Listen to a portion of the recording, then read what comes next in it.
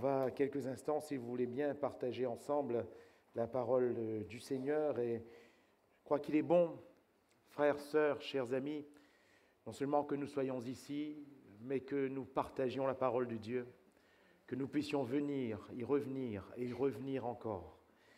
Elle est définitivement la seule référence, la seule. Elle est définitivement notre ligne de conduite, définitivement la lumière qui nous éclaire et définitivement celle qui saura rassurer notre cœur et notre âme dans le Seigneur ce matin. Alléluia. Rassurer pourquoi? Parce que vous et moi, parfois nous avons besoin d'être rassurés. Vous savez, Jean-Baptiste, quand il était en prison, il a envoyé vers Jésus pour lui dire « Es-tu celui qui doit venir ou devons-nous en attendre un autre ?» Celui qui, devant Jésus, a pu dire à ses propres disciples, Jean-Baptiste, ses propres disciples, a dit « Voici l'agneau de Dieu qui ôte le péché du monde. » Celui qui a dit à Jésus « Mais ce n'est pas à moi de te baptiser, c'est moi qui ai besoin d'être baptisé par toi. » Celui qui va dire « Eh bien, lui, il vous baptisera du Saint-Esprit. » Tout d'un coup, il dit « Mais es-tu bien celui qui doit venir? Ou devons-nous en attendre un autre ?» Et des fois, il nous arrive d'avoir besoin d'être rassurés. Et la parole de Dieu nous rassure. Le Seigneur nous rassurera toujours par le moyen de sa parole. Alors, nous allons ouvrir ensemble la Bible dans le livre de Josué, chapitre 3. Nous allons faire la lecture à partir du verset 1er.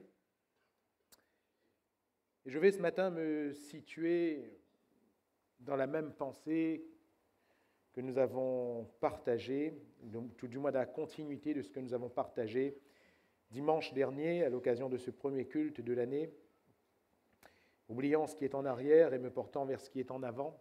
Je cours. Ce peuple d'Israël était en marche et arrive cette étape décisive en Josué chapitre 3 à partir du verset 1er. Josué s'étant levé de bon matin, partit de Sittim avec tous les enfants d'Israël. Ils arrivèrent au Jourdain et là ils passèrent la nuit avant de le traverser.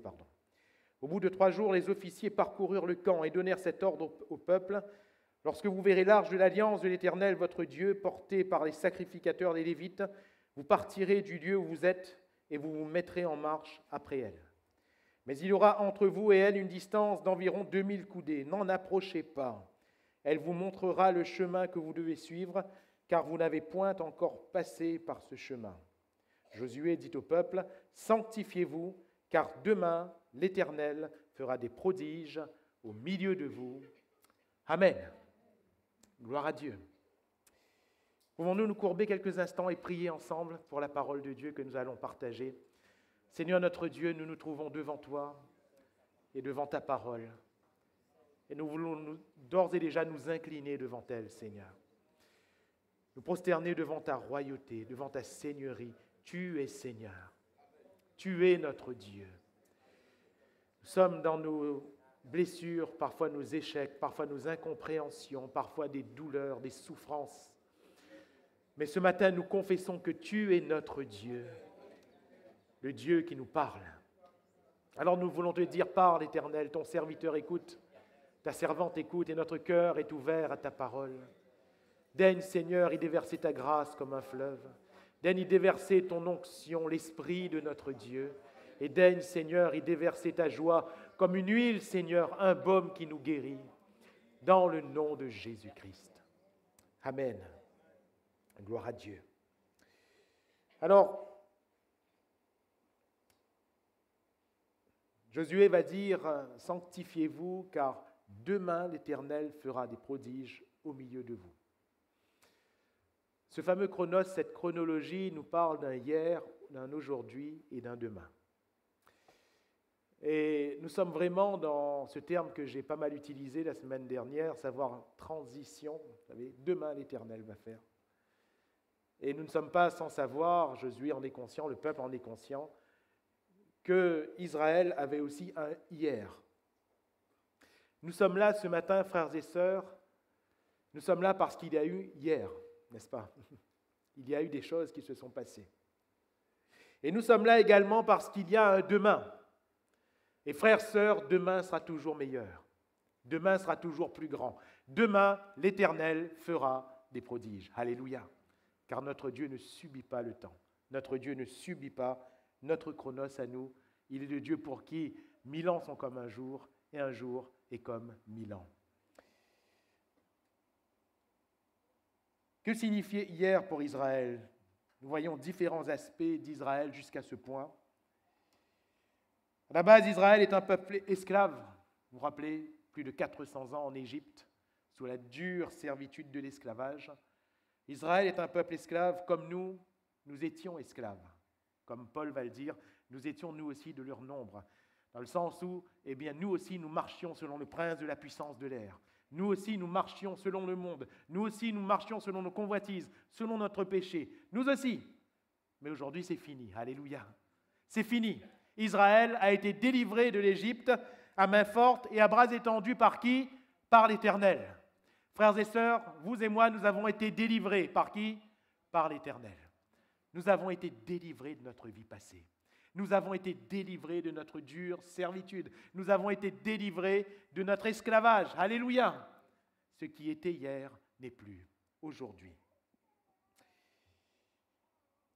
Le peuple d'Israël a donc été un peuple affranchi, libéré. Et notre liberté, c'est Christ.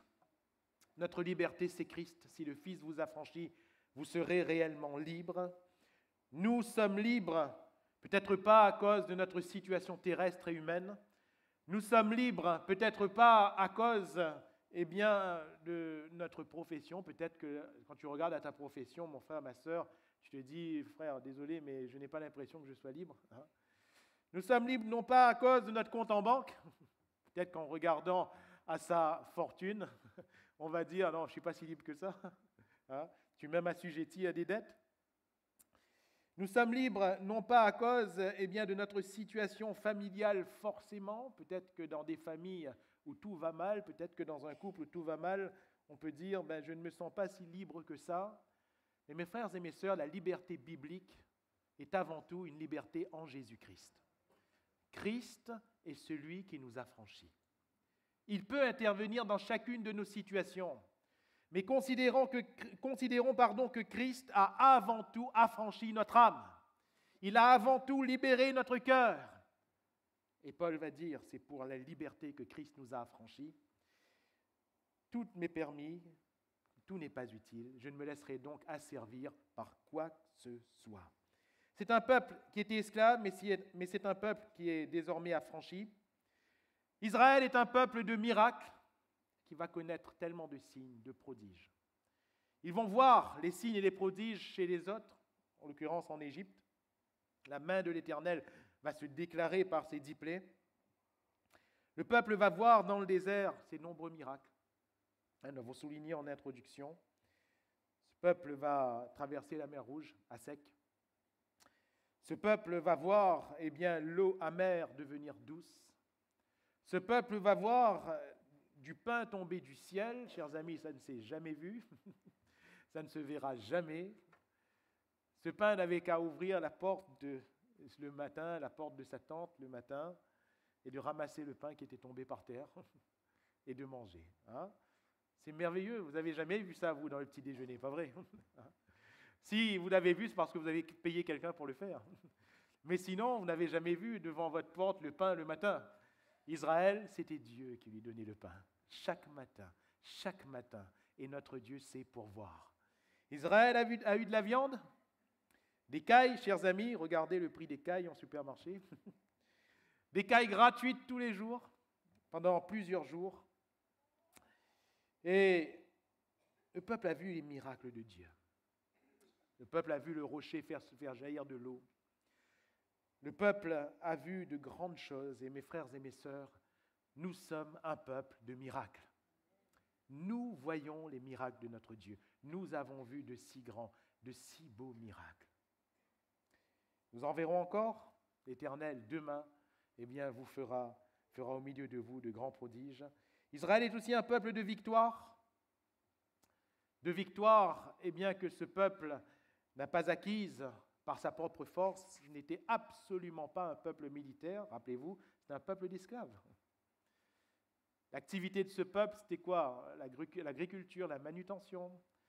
Mais ce n'était pas, eh bien, la guerre. Ce peuple n'était pas formé à la guerre. Comment faisait-il pour remporter cette victoire sur les Amalécites?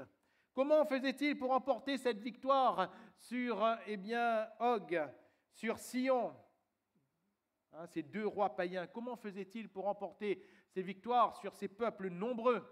Comment faisait-il dans ce désert, alors qu'il n'était pas un peuple militaire?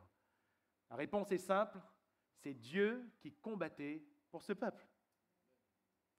Frères, sœurs, nous sommes un peuple de victoire, car notre Dieu combat pour nous. Notre Dieu a vaincu pour nous. Alléluia. Notre Dieu a vaincu. À la croix, le diable et ses démons sont vaincus. Nous sommes un peuple de victoire. À la fin aussi, le diable sera vaincu. Nous sommes un peuple de victoire. Quand on ouvre le journal, vous avez remarqué, il y a ce qui s'est passé hier. Et il y a les pronostics, il y a les prévisions pour demain. Mais ceux qui y ont écrit, ils ne sont pas sûrs. Il y a des prévisions pour demain. Mais quand on ouvre la Bible, on voit ce qui va vraiment se passer demain. Et à la fin de toute chose, qu'est-ce qui va se passer? L'Église sera enlevée et le diable sera vaincu. Alléluia. À l'occasion de ce dernier combat appelé Armageddon, Dieu sera vainqueur. Alléluia. Et nous sommes un peuple de victoire. C'est donc un peuple de miracles qui est conduit dans ce désert par la colonne de nuée le jour, la colonne de feu la nuit. L'ange de l'Éternel marchait devant ce peuple. L'ange de l'Éternel refermait la marche de ce peuple. De telle sorte que ce peuple était conduit, frères, sœurs, nous sommes conduits par la parole et l'Esprit de Dieu. C'est le peuple de la providence de Dieu. Car nous l'avons dit tout à l'heure, Dieu pourvoyait à ses besoins. La Bible nous dit que pendant les 40 ans de désert, vous avez remarqué, les vêtements des Israélites ne se sont point usés, leurs chaussures ne se sont point usées, la nourriture ne manquait pas, l'eau ne manquait pas, rien ne manquait. Dieu pourvoyait. Alléluia. Dieu pourvoyait. Rendez compte, 40 ans. 40 ans. Aujourd'hui, quand vous achetez des vêtements, au bout d'1 an, pour les meilleurs vêtements, il faut retourner au magasin. Parce qu'il faut en racheter. Eux, le même vêtement, 40 ans. 40 ans. Dieu pourvoit. C'est le Dieu de la providence. C'est le Dieu de la provision. Comme l'a dit le pasteur Samuel hier soir, c'est le Dieu qui voit avant, donc qui prépare avant. Provision. La providence de Dieu, les hommes l'ont appelé le hasard ou la chance. Il n'y a pas de chance. Il n'y a pas de hasard. J'ai lu une citation intéressante une fois, et je vous cite telle qu'elle est. Quelqu'un disait que la providence était le nom de baptême du hasard. Quelque dévot, ou croyant si vous préférez, dira que le hasard est un sobriquet de la providence. Si les hommes ont appelé la providence le hasard ou la chance ou la bonne fortune, nous qui croyons dans le Seigneur, nous disons que la chance, le hasard, la bonne fortune, c'est le surnom de la providence de Dieu. Les hommes l'ont appelé ainsi, mais nous savons que notre Dieu pourvoit. Alléluia. Que notre Dieu va conjuguer les événements parce que toute chose concourt au bien de ceux qui aiment Dieu. Alors, on aurait pu rajouter, mais vous voyez tous les aspects de ce peuple, il y en avait déjà beaucoup. Le positif que nous venons de souligner, Israël a cependant connu quelques échecs, murmures, les veaux d'or, la rébellion, les fils de Corée, Dathan, Abiram, les serpents brûlants, le refus d'entrer dans le pays promis, etc., des échecs.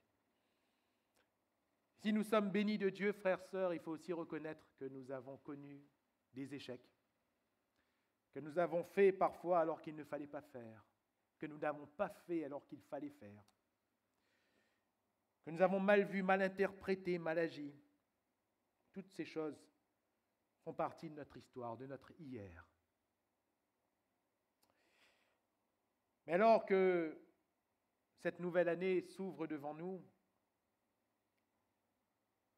et outre la nouvelle année, je le répète, comme je le disais la semaine dernière, qui n'est que calendaire, considérons les différentes étapes du Seigneur dans notre vie, dans la vie de l'Église, et dans quelle étape le Seigneur veut nous faire entrer. Les échecs du passé devaient leur servir d'exemple afin qu'ils soient prudents quant à leur comportement devant Dieu. Mes frères et mes sœurs, pour nous, de la même manière, si nos échecs ne doivent pas constituer pour nous une motivation ou une non-motivation pour avancer, nos échecs ne doivent cependant pas être complètement jetés à la poubelle dans le sens où on doit quand même en retirer leçon afin de ne pas recommettre les mêmes erreurs. Cependant, Israël se retrouve là, devant le Jourdain. Et en s'approchant du Jourdain, Israël allait franchir une étape décisive de sa progression avec Dieu. Décisive. Car Israël allait connaître ce qu'il n'avait pas encore connu. Comme va le dire Josué dans ce passage, c'est un chemin par lequel vous n'avez pas encore passé. Israël allait connaître ce qu'il n'avait pas encore connu. Israël allait devenir un peuple conquérant. Alléluia. Un peuple conquérant. Israël allait tout d'un coup devoir conquérir. Ce qui impliquait, vous ferez une étude biblique chez vous, mais cela impliquait pour ce peuple, le Seigneur va leur dire que la manne allait cesser. Ah, ça c'était nouveau. Pendant 40 ans dans le désert, le pain tombait du ciel. Mais là, en entrant dans ce pays, la manne allait s'arrêter. La manne allait s'arrêter. Ah mais Seigneur, pourquoi tu ne feras plus le miracle? Josué a dit, l'Éternel fera de grands prodiges. Mais la manne va s'arrêter. Est-ce que cela voulait dire que Dieu n'était plus un Dieu de miracles? Si. Mais il y a eu un miracle pour un temps. De telle sorte qu'Israël ne devait pas s'appuyer sur le miracle, mais sur le Dieu qui fait le miracle. Alléluia. Dieu nous bénit dans un domaine, alléluia. Mais quand il arrête de nous bénir dans ce domaine, ça ne veut pas dire forcément qu'il n'est plus Dieu. Ça ne veut pas dire forcément que nous ne sommes plus ses enfants. Mais ça veut dire simplement qu'il y a un changement, que nous devons passer à une étape supplémentaire. Quelle était cette étape pour Israël? Le pain n'allait plus descendre du ciel. Il fallait maintenant travailler pour faire le pain. Eh oui. Quelle est la réalité dans laquelle Dieu veut nous porter? La vie n'est pas facile, frères, sœurs. Et si le Seigneur nous a portés jusqu'à un point avec une bénédiction dans laquelle il pourvoyait miraculeusement, à un moment donné, si cette bénédiction s'arrête, cela signifie que le Seigneur veut qu'on se prenne en main à un certain niveau, à un certain degré. La manne allait cesser. Les vêtements allaient s'user maintenant. Ben oui. Seigneur, le vêtement, il a duré 40 ans. Est-ce qu'il ne peut pas durer 40 ans de plus? Seigneur, l'iPhone, ça fait magasin? Bien sûr que le Seigneur aurait pu faire durer le vêtement 100 ans s'il voulait. Mais il y arrivait un point où Dieu voulait qu'Israël aille prendre ses vêtements lui-même. Il fallait entrer dans un cycle de la vie qui était propre au commun des mortels. Est-ce que ça voulait dire que Dieu n'était plus là? Si, Dieu était toujours là. Est-ce que ça voulait dire qu'Israël n'était plus le peuple de Dieu? Si, Israël était toujours le peuple de Dieu. Mais Dieu voulait les faire passer d'une étape à une autre. Quelle était cette étape?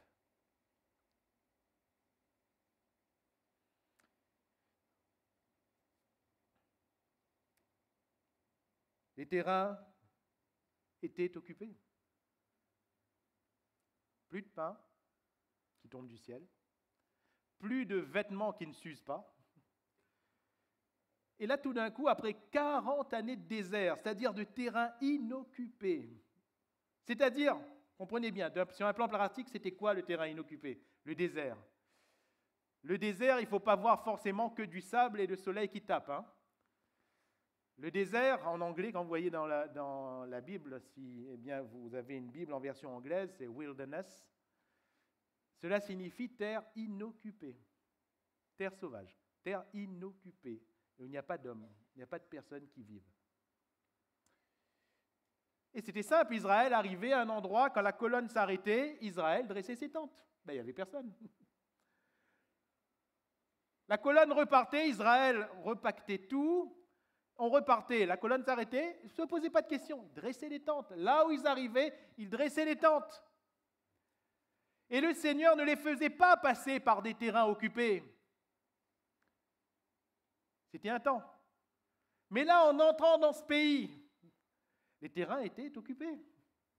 Vous vous rappelez, il y avait même des enfants d'Anak. Il y avait même des géants. Les terrains étaient occupés. Un fait nouveau pour Israël, il fallait combattre pour pouvoir planter ses tentes. Je mets entre guillemets. Il fallait combattre pour pouvoir chasser ces personnes des terrains qui sont occupés, parce que les terrains étaient les terrains que Dieu leur donnait. Tout ce que foulera la plante de votre pied, va dire l'Éternel, je vous le donne. Et mettez-vous à la place de ce peuple, la conception était compliquée. Pendant 40 années, oui, ça on conçoit, Seigneur. On arrive où notre pied foule, hein, on arrive, il n'y a personne, donc on plante. Mais là, tout d'un coup, Dieu dit, entrez. Tous les terrains que eh bien, vous foulerez de la plante de votre pied, je vous le donne. Oui, mais Seigneur, mais il y a un problème, il y a du monde. Il y a du monde, comment on va faire? Il y a du monde. Il y a de l'adversité, il y a des hommes et des femmes qui vont se battre pour leur terre, Seigneur. Comment on va faire? Comment on va faire? Il fallait chasser. À un moment donné, Josué va dire, alors que les années passaient, il va dire à certaines tribus, mais jusqu'à quand négligerez-vous de prendre ce que l'Éternel vous donne? Ah, mais Josué, il y a des chars de fer, il y a des hommes qui sont forts. Frères, sœurs, combien de fois avons-nous reculé parce que le pain n'est pas tombé du ciel? Combien de fois avons-nous reculé parce que tout d'un coup, ce qui nous a semblé durer pendant des années, c'est tout d'un coup usé? Combien de fois avons-nous reculé devant un terrain parce qu'on a vu un géant et on s'est dit, zut, je ne peux pas chasser le géant. Seigneur, tu ne peux pas le chasser pour moi? Avant le Seigneur chassait, avant le Seigneur faisait arriver Israël sur un terrain inoccupé, avant le Seigneur faisait que le vêtement dure, avant le Seigneur faisait tomber la manne du ciel, mais le Seigneur voulait maintenant, tout en restant le même, il voulait maintenant les faire passer dans une nouvelle étape. Ça ne voulait pas dire que Dieu allait changer. Ça ne voulait pas dire que Dieu leur fermait la porte des bénédictions. Si nous continuons de lire la Bible à partir du livre de Josué, on voit que Dieu bénit toujours. Alléluia. Ça ne voulait pas dire que Dieu change. Non, Dieu est le même. Et Dieu, pour nous, il est toujours le même. Même si, du point de vue de l'expérience, certaines choses ont changé, Dieu est toujours le même. Et l'expérience du passage du Jourdain allait constituer une base à ce qui semblait être un changement.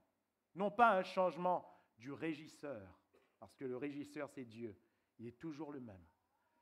Mais c'est un changement du régime. Et quel est ce régime? Israël allait devoir passer dans un régime de maturité. Alléluia. Frères, sœurs, la volonté de Dieu envers chacun de nous, c'est que tout en restant les enfants du même Dieu, c'est que vous et moi, nous puissions enfin passer dans une étape de maturité. Que le peuple de Dieu soit mature.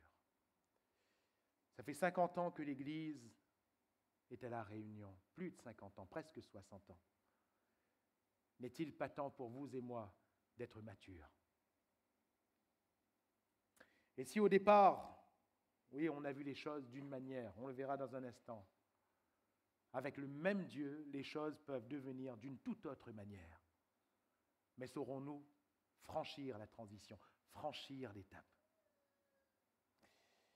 En quoi est-ce que l'expérience de ce passage de Jourdain, qui est décisive, je le répète, va constituer ce changement de régime? Comment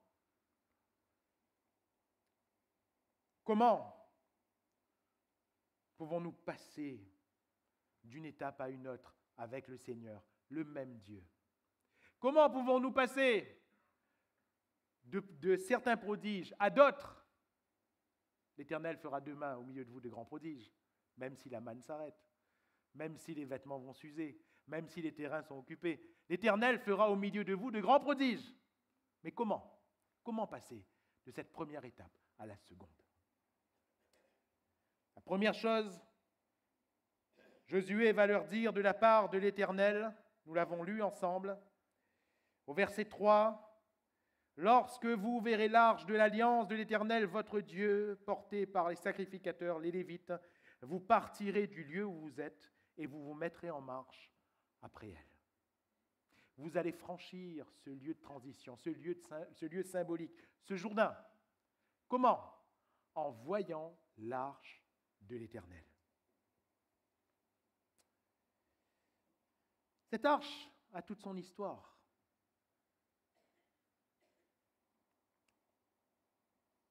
L'Éternel avait dit à Moïse dans le livre de l'Exode, chapitre 25, verset 10, « Ils feront une arche de bois d'acacia, sa longueur sera de 2 coudées et demie, sa largeur sera d'1 coudée et demie, sa hauteur d'1 coudée et demie. Tu la couvriras d'or pur, tu la couvriras en dedans et en dehors, et tu y feras une bordure d'or tout autour. » Verset 16, « Tu mettras dans l'arche le témoignage que je te donnerai. » Cette arche, c'était un coffre fait de bois précieux, le bois d'acacia, un bois solide. Un coffre couvert d'or pur, et à l'intérieur, il ne devait pas fabriquer quelque chose, il devait mettre ce que Dieu avait fait. Tu mettras dans l'arche le témoignage que je te donnerai. Et quel était ce témoignage? C'était les tables sur lesquelles le Seigneur avait lui-même écrit les 10 commandements. Ce n'est pas Moïse qui avait écrit les commandements, c'était le Seigneur. Et ce que Dieu avait fait, ce qui était sorti de Dieu, devait être posé dans cette arche de bois, cette arche d'homme. Elle devait être regardée comme sainte, parce qu'elle portait le témoignage de Dieu. Et qu'est-ce que cette arche? Dans Jean chapitre 1er, verset 14, l'apôtre va dire « Et la parole a été faite chair, et elle a habité parmi nous pleine de grâce et de vérité, et nous avons contemplé sa gloire, une gloire comme la gloire du Fils unique venu du Père. » Amen. Cette arche, c'est Jésus. Celui que nous devons voir, c'est Jésus. L'étape constitue un changement d'un état à un autre. Mais celui que nous devons toujours voir, c'est Jésus. Alléluia. Ça, ce principe ne change pas. Quel que soit notre niveau, quelle que soit notre avancée, notre progression, notre maturité. Cette étape ne change pas et ne changera jamais. Celui que nous devons voir, c'est Jésus. C'est Jésus. Jésus, c'est ce coffre fait humainement, car il a paru comme un simple homme, comme une faible plante, qui n'avait ni beauté ni éclat pour attirer le regard et dont l'aspect n'avait rien pour nous plaire. Il a paru comme un simple juif parmi les juifs. Rien ne le démarquait physiquement, mais l'or l'a recouvert car la divinité de ce Jésus s'est signalée. L'or pur. Pourquoi était-il différent si d'apparence il était comme nous? À cause de ce qui était dans ce coffre. La parole, le témoignage de Dieu. La parole faite chair. Et la parole a été faite chair. Et elle a habité parmi nous. Ce terme habiter, littéralement dresser sa tente. Ou si vous préférez aux yeux de ces Hébreux, de ces Juifs, qui certainement, pour ceux qui ne croyaient pas, était un scandale. Ce terme désignait quoi? Le tabernacle. Je vais faire un néologisme. Ça n'existe pas, le mot que je vais utiliser en verbe, mais vous allez comprendre. C'est comme si il disait que la parole a été faite chair et elle a tabernaclé au milieu de nous. Ce coffre, qui d'apparence était comme vous, comme moi, était celui d'une personne qui n'est pas comme vous et moi, de l'Immaculée Conception, Jésus, du seul qui soit pur, sans péché, conçu par la puissance du Saint-Esprit, celui qui est venu de Dieu, le témoignage, Jésus-Christ. Alléluia. Il est venu et en lui était la vie. Il est la parole faite chair. En lui était la vie était la lumière des hommes. Jésus est donc cette arche que portaient les sacrificateurs au milieu. Et que devaient faire les Israélites, disait Josué de la part de Dieu, que devaient faire les Israélites? Vous voyez ce peuple de grand matin arrivé sur le bord du Jourdain, qu'est-ce qu'ils devaient faire? L'arche est où? L'arche est où? Ah, le voilà. Le voilà. Le voilà ce coffre. La voilà cette arche. Et ils devaient garder les yeux sur l'arche.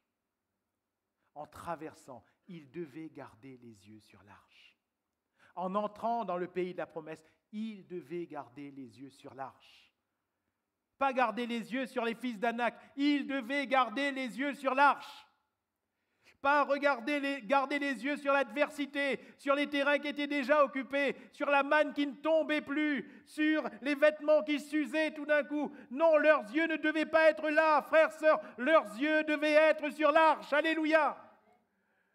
Et c'est parce qu'il avait ses yeux sur l'arche que Caleb va dire à Josué, donne-moi cette montagne. J'ai 80 ans passés, oui. Tout le monde me regarde comme un vieux pépé, oui. Oui. Mais ces géants ne me font pas peur. Je vais les chasser. Pourquoi? J'ai la même force qu'il y a 40 ans. Comment on peut dire ça, hein? Comment on peut dire ça? Frères, sœurs, qui peut dire j'ai la même force qu'il y a 40 ans? Personne ne peut dire ça. Et pourquoi lui, il le disait? Parce que ses yeux étaient sur l'arche. Non pas toujours l'arche visible, mais sur l'arche invisible. Parce que rappelez-vous, Moïse n'a pas fabriqué ce qui était dans le ciel. Moïse a fait selon le modèle qui était dans le ciel. Alléluia. Cette arche était dans le ciel. Et les yeux de Caleb étaient sur cette arche. Les yeux de ses conquérants étaient sur l'arche. Les yeux de Moïse étaient sur l'arche. Nos yeux doivent être sur Jésus. Alléluia. Acte 2, verset 25, nous rapporte une traduction intéressante du psaume de David. « Je voyais constamment le Seigneur devant moi parce qu'il est à ma droite, afin que je ne sois point ébranlé. » Alléluia. Afin que je ne sois point ébranlé, je vois le Seigneur. Je vois constamment le Seigneur. Voir Jésus, c'était le vœu de ces Grecs qui étaient venus à Jérusalem pour adorer. Oui, ils avaient observé leurs devoirs religieux, mais leur cœur n'était pas satisfait. Et ils vont dire à Philippe, nous voulons voir Jésus. Alléluia. Nous voulons voir Jésus. Eh bien, mes frères et mes sœurs, voir Jésus, c'est l'expérience que vous et moi, nous avons normalement faite si nous en sommes là ce matin. Nous ne sommes pas là parce qu'on a adhéré à une doctrine. Nous ne sommes pas là parce qu'on est d'accord avec ceux qui vont à la mission. Nous sommes là parce que nous avons vu Jésus et que cela a changé notre vie. Alléluia. Il y a une expérience, une rencontre avec Jésus qui a constitué ce qu'on appelle la nouvelle naissance. Celui qui est en Christ est une nouvelle créature. Les choses anciennes sont passées, toutes choses sont devenues nouvelles. Pourquoi ? Parce qu'on a vu Jésus. Parce que nos yeux se sont posés sur lui. Et quelle est la valeur de cette expérience que Dieu a permise ? Parce que si Dieu ne se dévoile pas, on ne peut pas le voir. Tu es un Dieu qui te cache, va dire le prophète Ésaïe. Quelle est la valeur ? Pourquoi Dieu nous permet-il de voir son Fils à la base de notre expérience chrétienne ? Eh bien, mes frères et mes sœurs, pour que ce soit définitivement la ligne directrice de notre vie chrétienne. Les miracles peuvent avoir lieu ou pas. Nos problèmes peuvent être solutionnés ou pas. On peut être guéri de nos maladies ou pas. Mais ce qui ne doit pas changer, c'est le fait de voir Jésus. Je voyais l'Éternel, le Seigneur, devant moi constamment. Alléluia. Et j'aimerais te poser humblement cette question ce matin. Dans cette transition que le Seigneur veut pour notre vie, est-ce que tu vois encore Jésus ? Est-ce que tes yeux sont encore posés sur Jésus ? L'apôtre va dire, mais le Seigneur, on ne le voit plus en chair et en os. Ah oui ? Ben oui. Mais cependant, si dans ces autres âges, le Seigneur, à plusieurs reprises et de plusieurs manières, il nous a parlé par ses serviteurs les prophètes, Dieu nous parle aujourd'hui par son Fils. Et je reviens sur ce texte, la parole faite chair. Voir Jésus, c'est voir la parole de Dieu. La parole faite chair. Théologiquement, il y aurait beaucoup à dire, mais j'aimerais simplement arriver à une conclusion, parce que ce n'est pas le propos de ce développement ce matin. Même si nous comprenons que le Seigneur c'est l'Esprit et que Christ est l'Esprit de Dieu, que l'Esprit de Dieu est Christ, à aucun moment dans la Bible, il est clairement dit, clairement fait allusion à Jésus comme étant l'Esprit. Mais par contre, dans ce formidable incipit, introduction de l'évangile de Jean, on voit que Jésus est appelé la parole. La parole faite chair. Et cela est une indication pour vous et moi dans ces temps qui sont les temps de la fin. Nos yeux doivent être sur la parole. Alléluia. Sur la parole de Dieu. Élie va dire à Élisée, qui demandait une double portion de l'Esprit, dans 2 Rois chapitre 2 verset 10, tu demandes une chose difficile. Tu demandes une chose difficile. Mais si tu me vois, pendant que je serai enlevé d'avec toi, cela t'arrivera ainsi. Alléluia.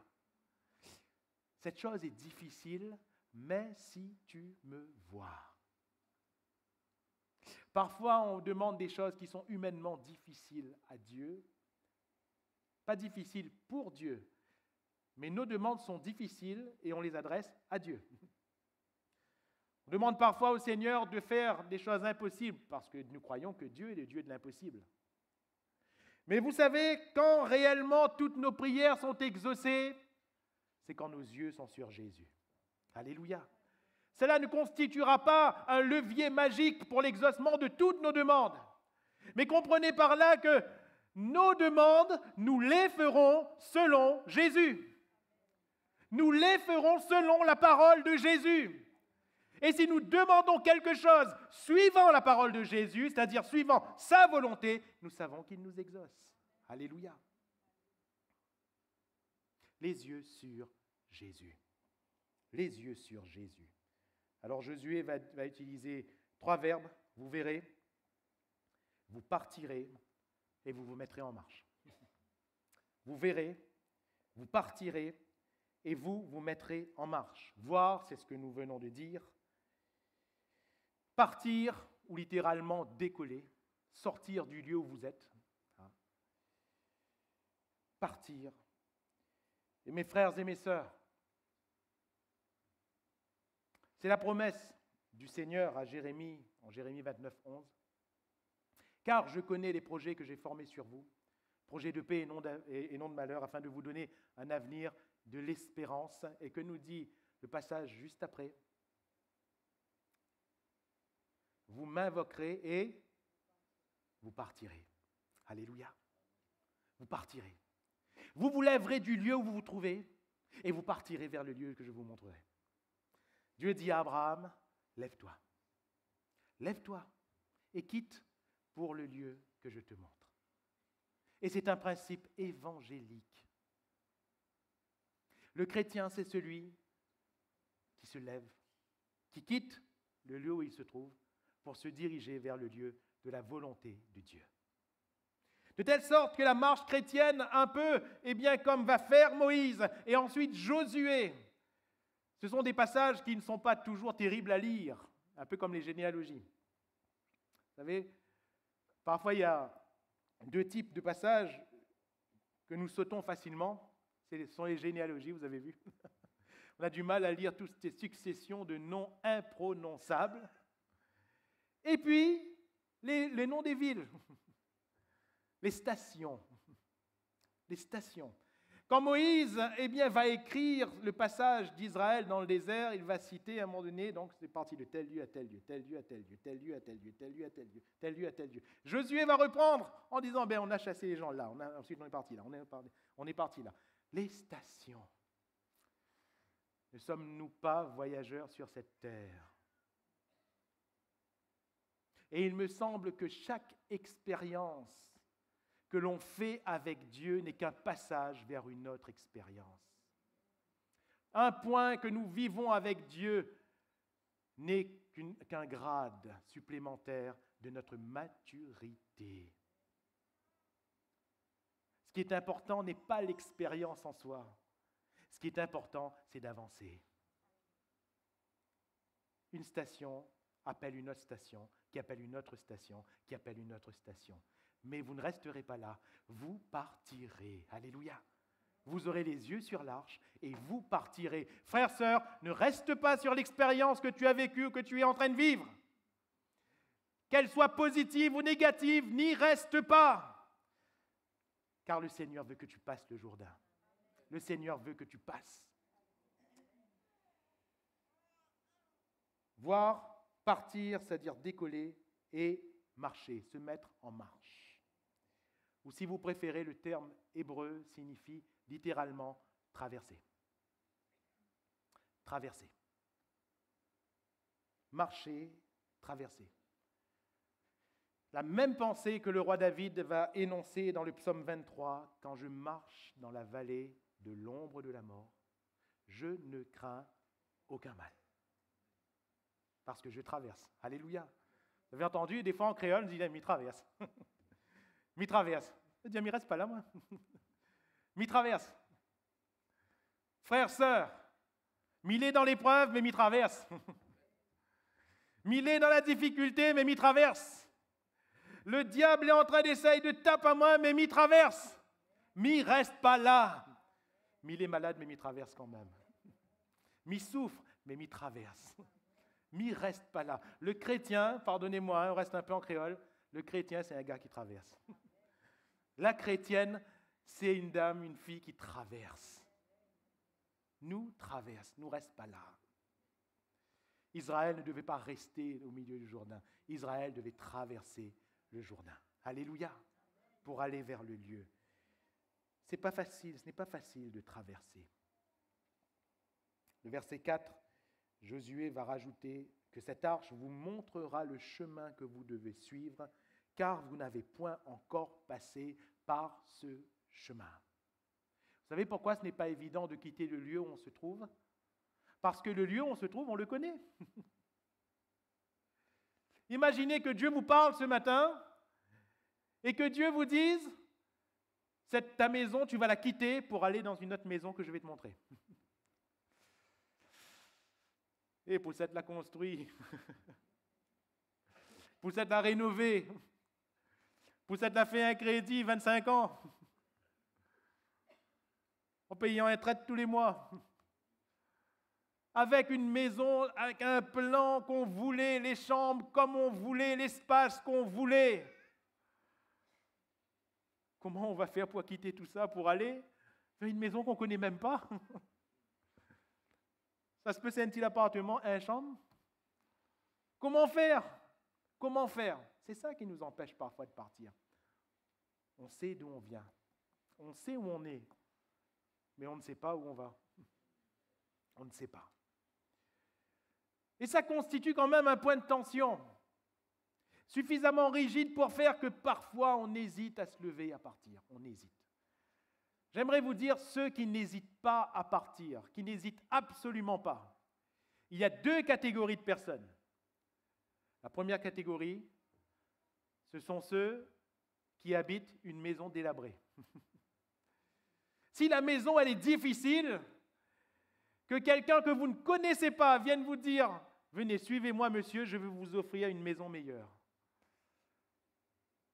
Même si vous ne savez pas c'est où, même si vous ne savez pas que la maison est comment, à cause de ce taudis qui est le vôtre, à cause des tôles qui sont en train de se décomposer, de la pluie qui coule à l'intérieur, à cause des murs qui sont en train de pourrir, à cause des meubles que vous êtes en train de perdre, vous allez vous lever et partir. Parce que la situation dans laquelle vous êtes, elle est trop difficile. Parfois, le Seigneur permet des situations très difficiles parce qu'avant, on avait refusé de se lever et de partir. Alors, il permet des situations difficiles pour nous faire partir. C'est la Bible. Jésus avait donné comme commandement « Vous serez mes témoins » à Jérusalem, en Judée, dans la Samarie et jusqu'aux extrémités de la terre. Seulement le problème, c'est que les disciples ont dit « Alléluia, on est remplis du Saint-Esprit, on est témoins », mais ils restent à Jérusalem. Ils restent à Jérusalem, alors qu'il y a encore la Judée, il y a encore la Samarie, il y a encore les extrémités de la terre. Ils restent à Jérusalem. Les jours passent, ils restent à Jérusalem. Les mois passent, ils restent à Jérusalem. Les années passent, ils restent à Jérusalem. Mais pourquoi est-ce qu'ils restent à Jérusalem? Parce qu'ils sont bien à Jérusalem. Il y a une méga church à Jérusalem. Il y a une grande église à Jérusalem. Alors on aime bien s'occuper de la grande église. Le Seigneur dit, ah bon, tu aimes Jérusalem? Ah bon. On va voir ça. Persécution. Boum. On cherche les croyants pour les mettre à mort. On met à mort l'apôtre Jacques. On met à mort Étienne. Alors qu'est-ce qu'ils vont faire les bons seigneurs? Puis Jérusalem. Allez, quoi. Philippe arrive en Samarie, il prêche le Christ. Et ils s'en vont. Parfois, on a du mal à quitter le lieu où on est parce qu'on est bien. Et le Seigneur crée exprès des difficultés parce qu'il nous avait donné une parole au départ qu'on a peut-être oubliée. La deuxième catégorie de personnes qui n'ont aucune crainte à se lever et à partir sont ceux qui ont une telle maturité, une telle foi dans leur Dieu, qu'ils n'hésitent pas à quitter leur confort, à quitter ce qu'ils ont de meilleur pour eux, parce qu'ils croient que leur Dieu les conduit vers ce qui est mieux pour eux. Là où on va, là où Dieu nous conduit, n'est peut-être pas le meilleur humainement, mais c'est le mieux pour nous parce que c'est le plan de Dieu. Et le plan de Dieu n'a rien d'humain. Alléluia. Ne peut pas se mesurer à l'échelle humaine. Il s'agit juste pour vous et moi de se laisser conduire par Dieu. Vous allez me dire, ce n'est pas facile. Non, mais c'est la maturité. C'est la maturité. Notre frère Samuel nous parlait d'Élie hier, le prophète, qui était bien là en Israël, là où il se trouvait. Il était appelé de Dieu. Et Dieu va lui dire, maintenant tu quittes ce lieu et tu vas près de torrent. Seigneur, qui va me nourrir? T'inquiète pas, les corbeaux vont venir te donner à manger, te donner de la viande. Et où ça, le corbeau, il s'assied à la viande, Seigneur? C'est un animal carnassier, hein? Est-ce que vous connaissez un petit peu les corbeaux? Est-ce que vous en avez vu dans les films? Est-ce que les corbeaux vont chercher la viande au rayon frais du supermarché? Où est-ce qu'ils cherchent la viande des corbeaux? Sur des cadavres. Seigneur, corbeau, ils en donnent à manger. Rassurez-vous, la viande qui était apportée à Élie ne sortait pas des cadavres. On ne sait pas d'où elle sort, c'est le miracle de Dieu. Mais si on s'arrêtait juste, les corbeaux te donnent à manger. On dit, Seigneur, non. Seigneur, non. Mais Élie avait foi en son Dieu. Il est allé jusqu'au torrent. Quand il n'y avait plus d'eau dans le torrent, quand il n'y avait plus de viande qui arrivait, Dieu lui dit maintenant quitte ce lieu et va à Sarepta, parce que je vais t'ordonner une veuve. J'ai ordonné une veuve de te nourrir. Analysez un instant. La veuve, c'est celle qui est sans ressources. Seigneur, comment une veuve va me nourrir? La veuve, c'est celle qui est sans ressources. En plus, il arrive, il voit une veuve, il dit c'est elle. La veuve lui dit j'ai rien. Mais Dieu ne m'a rien dit. Je n'ai rien, Seigneur. On l'a pas dit, coulade. Je n'ai rien. Mais Moïse, il a foi en son Dieu. Et le miracle va avoir lieu parce que cet homme s'est levé et il est allé là où Dieu lui montrait. Il a traversé. Alléluia. Frères, sœurs, il y a des chemins par lesquels nous n'avons jamais passé. Mais Dieu voudrait qu'on y passe. Alléluia. Pourquoi? Parce qu'il veut qu'on soit des conquérants. Il ne veut plus qu'on soit un peuple seulement porté dans le désert. Hein. On s'arrête là où on veut, on repart là où on veut. Des peuples, on sort, le pain tombe du ciel. On sort, l'eau sort du rocher. Ah, ils jettent un bois dans l'eau amère, il devient doux tout de suite. Nous mettons une pièce, le coca il coule. Tout y arrive, à point nommé. Ça, c'est l'évangile qu'on aime. Mais regardez la réalité. Elle est différente, n'est-ce pas? Différente. Différente. Dieu veut nous apprendre à avoir foi en lui envers et contre tout. Dieu veut nous apprendre à conquérir, non plus grâce à la manne qui tombe du ciel, non plus seulement grâce à un Moïse qui se tient sur la montagne pour nous. Heureusement, pasteur, il prie pour moi. Non, Dieu veut t'apprendre à prier, toi, mon frère, ma sœur. Dieu veut t'apprendre à lever tes mains, toi, mon frère, ma sœur. Dieu veut t'apprendre à prendre l'épée de la parole, toi, mon frère, ma sœur, afin que tu sois conquérant. Conquérant. Alors, la deuxième chose, et je vais passer vite sur les deux derniers points parce que le temps passe aussi. Premièrement, voir l'arche. Deuxièmement, se rapprocher. Je vous dis cela alors que le texte dit exactement le contraire. Josué 3, verset 4. Mais il y aura entre vous et l'arche une distance d'environ 2000 coudées, environ 1 kilomètre. N'en approchez pas. N'en approchez pas. Pourquoi? Parce que cette arche est sainte. Et seuls les sacrificateurs pouvaient toucher l'arche. Vous vous rappelez que David a essayé autrement. Seulement les personnes qui avaient employé, qui étaient certainement des braves, qui n'étaient certainement pas des méchants, qui étaient des personnes qui étaient bonnes, certainement dans le fond. Quand cette arche est montée du lieu où il était jusqu'au lieu qu'avait préparé David devant l'Éternel, il a demandé à 2 personnes de surveiller l'arche. Et à un moment donné, dans un virage, l'arche allait pencher pour tomber. Et la personne n'a pas fait un acte mauvais. La personne ne voulait pas que l'arche tombe. Alors, qu'est-ce que ce brave il a fait? Il a tendu la main pour rattraper l'arche. Il a posé sa main sur l'arche pour ne pas que l'arche tombe. C'est bien ou c'est pas bien? Oui, c'est bien. Sauf qu'il est mort sur place. Il est mort sur place. Parce que ce n'était pas ainsi que Dieu voulait. Parfois, on fait quelque chose, on dit, qu'est-ce que j'ai fait de mal? Moi, ce que j'ai fait, c'est bien. Ah, frère, j'ai prié.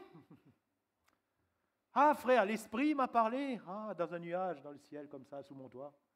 L'Esprit est venu, l'Esprit m'a parlé. L'Esprit m'a dit, fais comme ça. D'accord, vous la touchez ou les morts alors? Pourquoi en faisant, ça a amené de tels problèmes? Si ça vient de Dieu, pourquoi? Peut-être que tu n'as pas fait comme Dieu voulait. David eut peur de Dieu ce jour-là.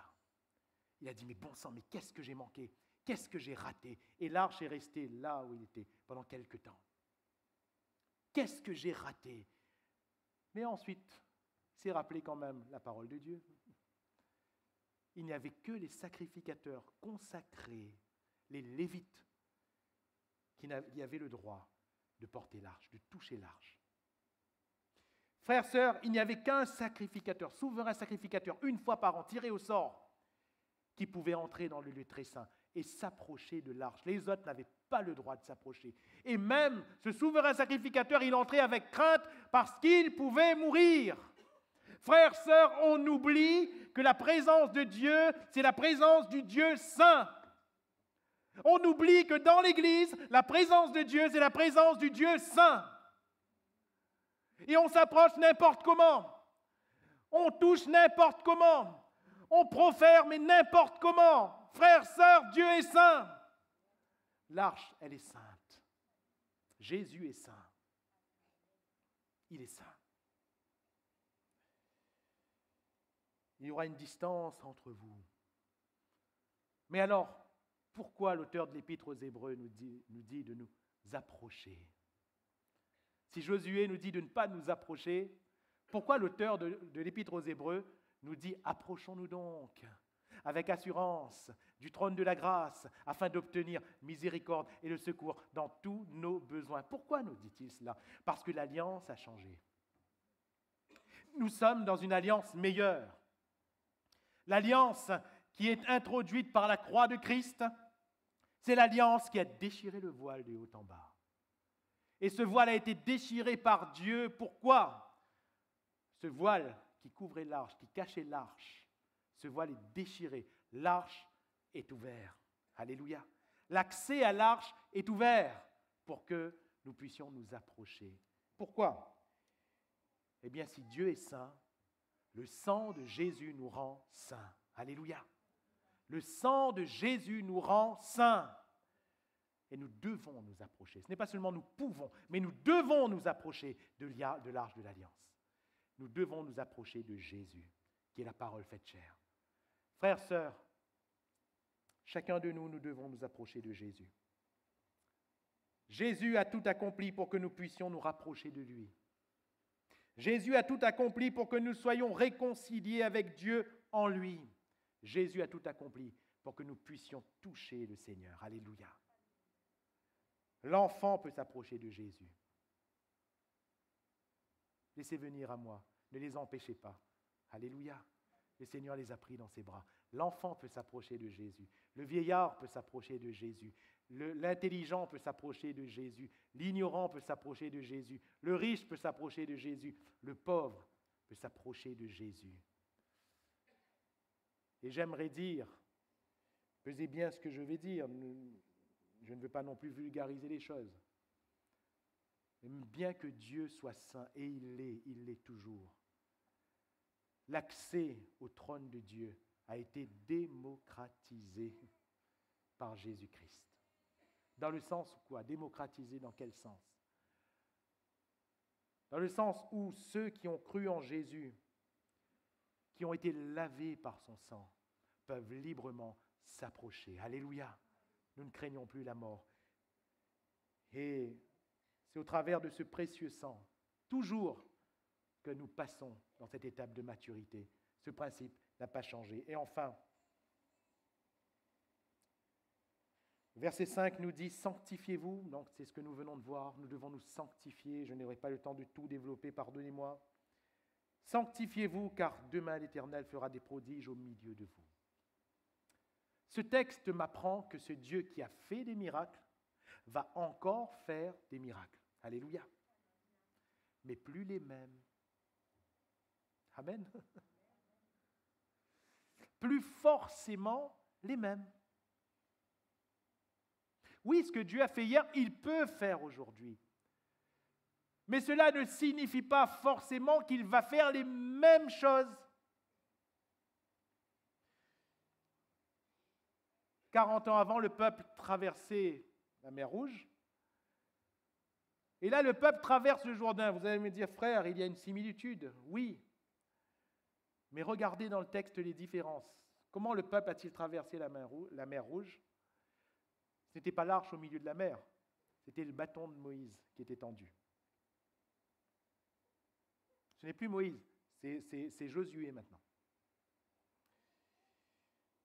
Et surtout, la mer Rouge a été coupée en deux, avec de chaque côté 2 monceaux, 2 rideaux de mer. Le peuple a traversé au milieu à sec.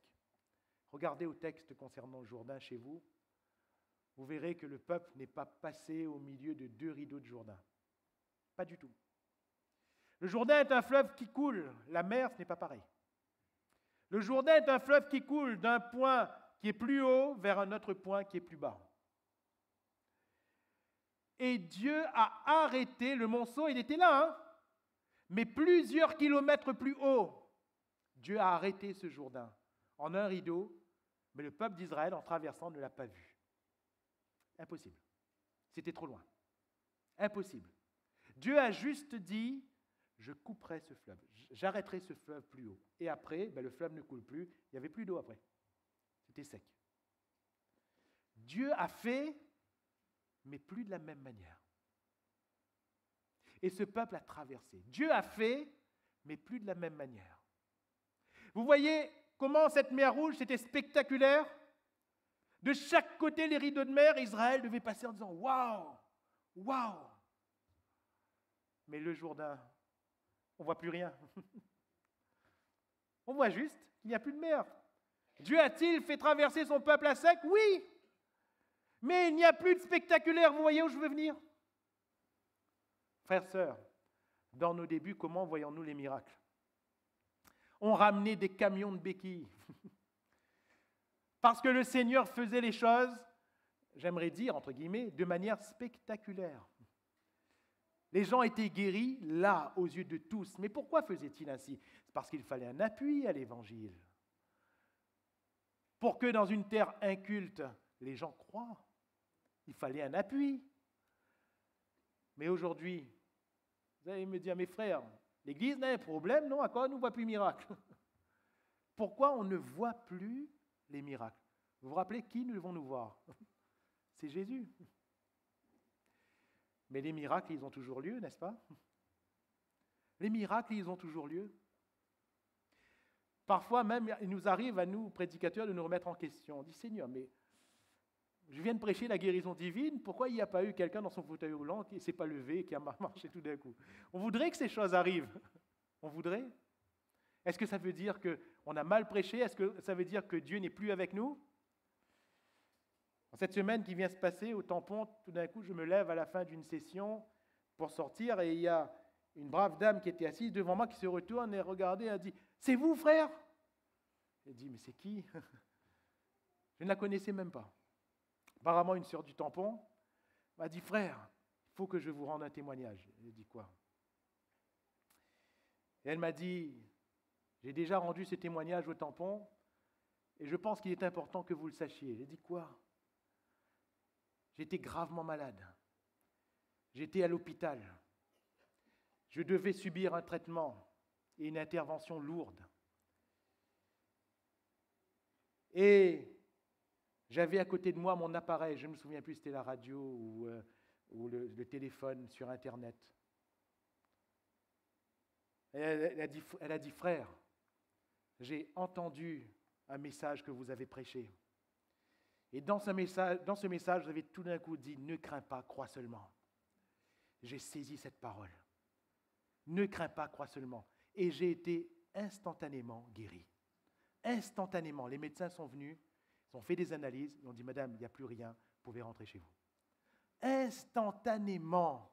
Dieu a-t-il changé? Non. Seulement les miracles, ils ont lieu des kilomètres plus loin parfois. Des kilomètres plus loin. Mais c'est le même Dieu. Le même. Un soir, une sœur, je ne la nommerai pas, de l'église, elle s'est levée à l'occasion d'un appel. parce qu'elle se sentait mal. C'était la période juste après Covid, où normalement, pendant un certain temps, on n'avait plus le droit d'imposer les mains aux gens. Et puis ce fameux soir, conduit par le Seigneur, j'ai dit à un frère du service d'accueil, suis-moi avec le pchit là. Parce que je vais imposer les mains aux gens, à chaque fois tu m'en mettras pour ne pas que, il y ait un risque de quoi que ce soit.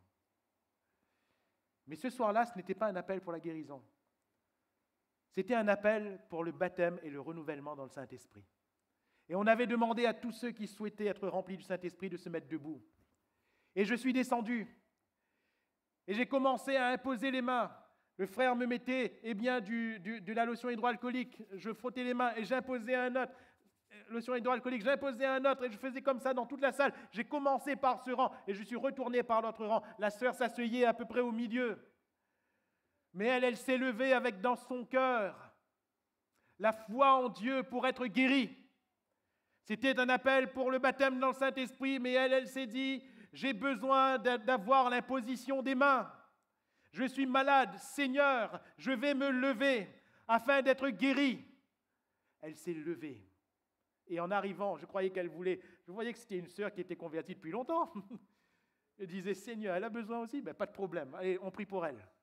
Je prie pour elle, je ne savais même pas. Je prie pour elle, instantanément guérie. Instantanément guérie. Dans un appel qui n'était pas pour la guérison. Instantanément guérie. Notre Dieu a-t-il changé? Non. Les miracles ne sont-ils plus possibles? Bien sûr que les miracles sont toujours possibles, mais plus de la même manière. Parce que Dieu a voulu apprendre à cette sœur d'assumer sa foi. Dieu a voulu apprendre à cette sœur sur son lit d'hôpital d'avoir une foi volontaire dans son cœur, en Dieu. Même si un pasteur n'était pas présent, elle devait croire dans la parole qu'elle entendait. Alléluia! Une étape de maturité. Même dans les miracles et les prodiges. Alléluia. Croyez-moi, Dieu est le même, mais il veut nous faire passer à une étape de maturité. Il veut qu'on vive les mêmes choses, mais il veut les opérer autrement. Alléluia. Les vêtements ne s'usent plus, mais Jésus va dire que votre Père sait pourvoir à vos vêtements. Alléluia. La manne ne tombait plus, mais Jésus a dit que votre Père sait de quoi vous avez besoin. Alors, j'aimerais conclure et pardonnez-moi d'avoir été un peu long ce matin concernant la parole. Je crois de tout mon cœur que c'est celle dont on avait besoin ce matin. Cette transition, oubliant ce qui est en arrière et me portant vers ce qui est en avant, nous parle d'un hier, d'un demain, mais aussi d'un aujourd'hui. Sachant que, je le répète, le temps tel qu'il compte pour nous ne compte pas pour Dieu. Et le temps tel qu'il compte pour Dieu n'est pas perceptible par nous. Si pour nous il y a hier, aujourd'hui, demain, Dieu, il est l'éternel présent. Il est continuellement le Dieu de l'aujourd'hui. Et si nous sommes là, vous et moi, aujourd'hui, ce n'est pas seulement le dimanche 15, si je ne me trompe pas. Oui, c'est bien ça, le dimanche 15 janvier, ça c'est notre calendrier. Mais nous sommes avant tout dans l'aujourd'hui de Dieu. Aujourd'hui, si vous entendez sa voix, n'endurcissez pas votre cœur. Nous devons impérativement nous inscrire dans le temps de Dieu. Et quel est le temps de Dieu pour nous ce matin? Quel est le temps de Dieu pour l'Église de Saint-Louis? C'est un temps de transition que nous devons vivre. Impérativement vivre pour aller plus loin. Parce que sinon, des choses vont arriver, on ne les saisira pas, on ne comprendra pas. Nous nous lamenterons toujours sur le passé en disant « avant c'était comme ça, avant c'était mieux ». Nous nous lamenterons toujours sur notre présent en disant « Seigneur, mais pourquoi tu n'interviens pas comme avant ?» Il y a devant. Et Dieu veut nous montrer ce qui va se passer devant. Israël est en train de vivre une chose nouvelle parce qu'Israël devait entrer dans une étape nouvelle où Israël allait faire des choses nouvelles de la part du même Dieu. Frères, sœurs, peut-être que ce que tu connais, ce que tu es en train de connaître, peut-être, pour ne pas dire certainement, Parce que Dieu veut t'amener plus loin dans ta compréhension, dans ta perception et dans ta foi. Alors, n'est-il pas temps de saisir? En restant sur les principes bibliques, n'est-il pas temps de saisir ce que Dieu veut nous donner? N'est-il pas temps de conquérir? Et je le répète, nous le verrons peut-être au fil des messages en avançant, suivant ce que le Saint-Esprit nous conduira, nous les prédicateurs. Mais